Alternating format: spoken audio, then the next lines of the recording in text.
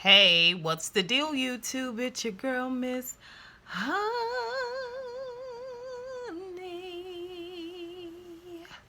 Welcome back to the channel, you guys. It is your girl, Miss Honey, coming to you with a Real Housewives of Potomac season 4 reunion. This is the first part of the reunion for season 4. And I was gonna say it didn't disappoint, but kinda it did. You guys excuse the TV in the background. It is 10:04, 10:05 at night, so I am trying to knock this out for you guys, get this done while it's still fresh, and I'm still moderately excited about the season. Like, first of all, let's just talk about a couple of things. Before we get into the outfits and the hair and the makeup and all of that, let's first talk about seating. I do agree that Monique should have been on the very end of the couch.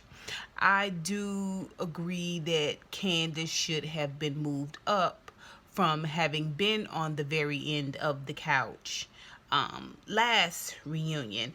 I don't think Giselle should have been sitting up where Andy was. I do agree with Ashley being up front right next to Andy because she did have a lot of drama. She added to the drama this season. I don't agree with Giselle. I think Giselle should have been where Candace is, and either Karen should have been where Giselle is, or Candace should have been where Giselle is. Because for me, Candace and Ashley kind of carried the show this season, and then a strong runner up would have been Karen. I don't think Giselle carried the show. If anything, she just carried the bones. There was no reason for her to be sitting next to Andy. But that's just my opinion. Y'all tell me what y'all think and put it down below. Now, let's talk about outfits. Worst dress was definitely Robin. That baby's breath dress, those unsupported titties. I was not in agreement with those unsupported titties. And y'all, really, she is like a faucet dripping. She is, like I said, she's like a baby's fart. She's a mouse sneeze. She she's just, if you threw her in a pond, she wouldn't cause a ripple. Like, she is so useless in terms of drama and adding any type of interest. And the fact that she always chimes in as sort of the you know clarity. She's like the what do they call it, crib notes. She's like the crib notes of the show. Like, a lot going on, she chimes in to say what she thinks that person is saying, and that's basically it. Like, she just absolutely has no purpose on this show other than she's Giselle's friend. And so I'm assuming that the same reason Giselle is sitting next to Andy, even though she had zero to lend to this season except for keeping up drama, same reason she's sitting there is the same reason Robin is still on this show. You know what I mean? Like, obviously, one of the two of them is executive producing or supposed to be the heavy now that Charisse is gone. Although I don't remember Charisse ever sitting next up front. Maybe I'm wrong about that. But anyway, it is just, the baby's breath dress, I was just like, it's complete garbage. The hair was fine. The makeup was okay. I don't know. Robin's like a burp. She's like a baby's burp. I'm a baby's fart. I've said it before. Monique, same thing. I just feel like Monique's dress was nice, but it was very, very plain, and it was like something that she's worn before or something. I don't know. She just doesn't seem as connected, and maybe it's because she wasn't really able to participate in a lot of stuff because she was pregnant, so she didn't have as heavy of a footprint in this season as she had in previous seasons, and she just came across kind of bored and disinterested in this first episode of the reunion. But she looked pretty. Y'all know Monique is very, very pretty. Her makeup is always on point. Her hair is always beautiful. Her dress was beautiful, but it wasn't as stunning as I've seen her in previous seasons. So that was Monique. They didn't really have a lot of conversation in the reunion at all. Let's talk about Karen. I loved Karen's dress. I think Karen for me was the best dress. I liked Karen's makeup. I thought it was really, really pretty. I really enjoyed Karen's hair. I think the tendrils could have been curled just a little bit more. Not too defined. Like, I didn't want them to be like 1980s tendrils, but just a little bit more definition, not as beachy fallout as they were. But I thought Karen looked pretty, and I can see that Karen has not just lost weight. She seems as though she has gained muscle. She seems leaner, not just thinner. She just seems leaner, and it really, really looks good on her altogether. And I'm telling you, from season one to now, I never thought Karen would be someone that I would really enjoy, but I enjoyed her this season. Even in her shortcomings, I enjoyed her, and definitely her reads, her confessionals. 100% I enjoyed it. And I agree with Funky Dineva. She should start a blonde wig line. She should. I mean, she's doing it better than a lot of the ladies that we see out there. So let's see what else. Candace always does the most. I don't know. I mean, she's a short girl. I love that side pony and that sort of wavy pony. I thought that was really pretty. I thought her makeup was nice. I mean, there was a lot of bronzer and gold to go around. It really looked like Candace's mom, Dorothy, either dusted her Giselle's chest with her face, or Giselle took her chest and highlighted Dorothy's face. Cause that highlighter on Dorothy's face, I was like, oh my gosh, her makeup was so draggy. I just didn't like it. It was just too harsh. It wasn't soft, and it didn't seem like it was blended down beautifully. It was just like highlighter, blush. I'll say it needed to be, just blended in a little bit more to make it look a little bit more natural. Dorothy needs to be softened. She needs to be softened. Um, Candace's dress was weird to me. I don't know why she always does the extra flare. I think it would have been really, really pretty if she didn't have that witchamachiggy on there. I didn't see why she needed that one long side train. I don't see why she had that tulle bow on her shoe. Like, I mean, just in an effort to be outstanding, sometimes you can be too much. And Candace always pushes it just a little too much for me.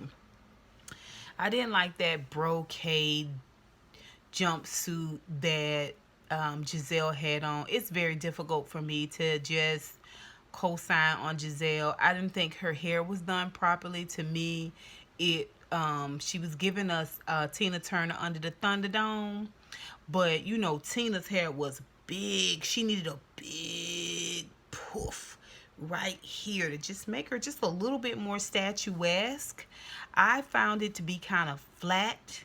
It seemed to get flatter as the night went on. I think Giselle's makeup was pretty. I think the reason why I have a hard time finding nice things to say about Giselle is because I find her to be very, very ugly inside. That brocade jumpsuit with looked like it had a little bodysuit underneath it. I was just like, her breasts look good. I um Anyway, that's Giselle. I felt like that bodysuit was a little little it was a little it was a little heavy or something. I don't know. It was just a lot of more. I don't know. I didn't care for it. Let's see, Ashley.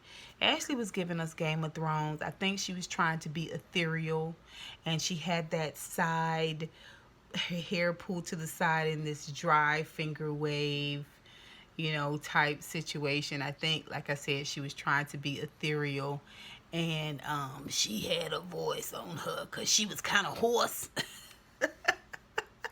So, picture ethereal, but you talk like you smoke Newports or Benson and Hedges. And her attitude was ugly. I was just like, okay. Um, yeah, so yeah, that's pretty much everybody. Let's just talk. Okay, so Karen, of course, they asked her about Ladom. Now it's in Bloomies. They asked her, about moving back to Potomac, which she's super glad that she did that. And I love the fact that she stood by her feelings about Giselle. Like, she is not letting up on that. She is going to keep her foot on Giselle's neck. And I say, brava, Karen, brava. Let's see. Of course, they talked with Candace about her behavior with Ashley, but we're going to talk about that. Monique didn't have a lot to say. Robin didn't have a lot to say. They talked with Giselle about her attitude and how she behaved this season, and she was kind of unapologetic, really, and she didn't take a lot of responsibility.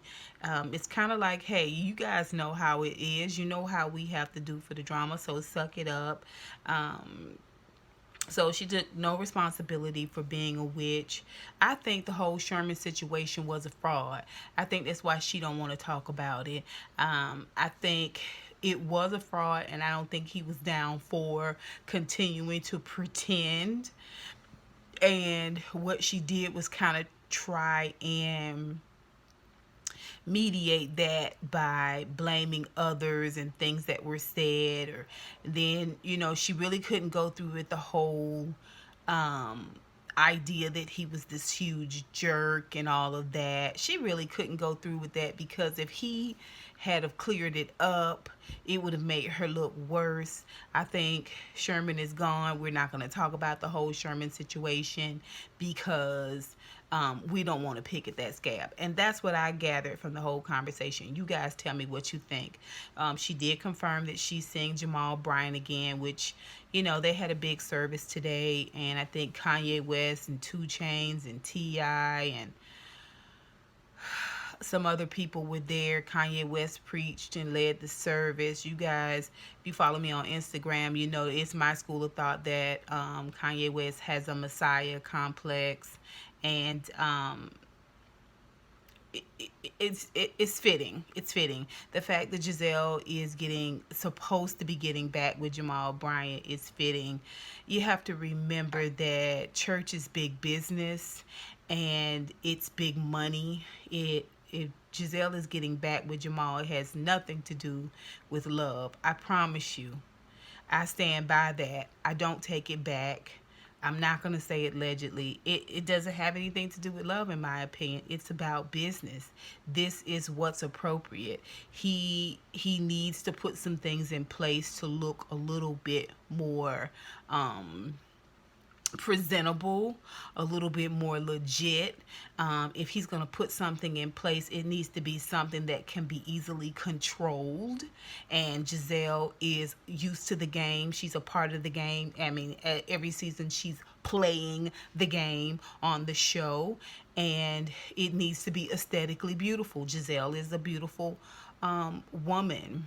The fact that the kids are confused and not really sure what's going on, to me, says volumes. It just says volumes about this whole situation. It is a stunt and a show.